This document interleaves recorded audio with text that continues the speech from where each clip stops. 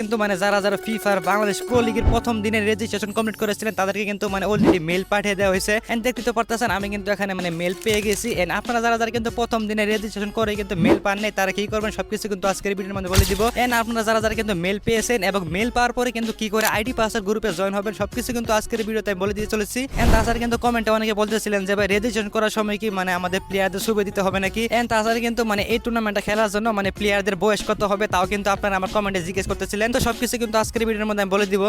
তো গেছে আমি কিন্তু ফার্স্টে বলে দিব মানে যারা যারা কিন্তু ডে ওয়ানে রেজিস্ট্রেশন করার পরে মানে যারা যারা আর কি মেল পেয়েছেন তারা এই মেলটা পাওয়ার পরে কি করে আইডি পাসওয়ার্ড মানে গ্রুপে জয়েন করবেন। তো দেখতে পাচ্ছেন আমাকে কিন্তু এখানে মেল করে দিয়েছে যে আমরা আনন্দের সাথে জানাচ্ছি যে আপনারা কিন্তু এখানে রেজিস্ট্রেশন মানে সম্পন্ন করেছেন। তো এখানে কিন্তু লেখা আছে যে মানে ডিসকর্ড সার্ভারের লিংক পেতে এখানে ক্লিক করুন। এখানে ক্লিক করা হয়ে গেলে কিন্তু আমাদেরকে মানে FAVPL যে অফিশিয়াল ডিসকর্ড সার্ভার আছে সেখানে কিন্তু আমাদেরকে নিয়ে যাবে।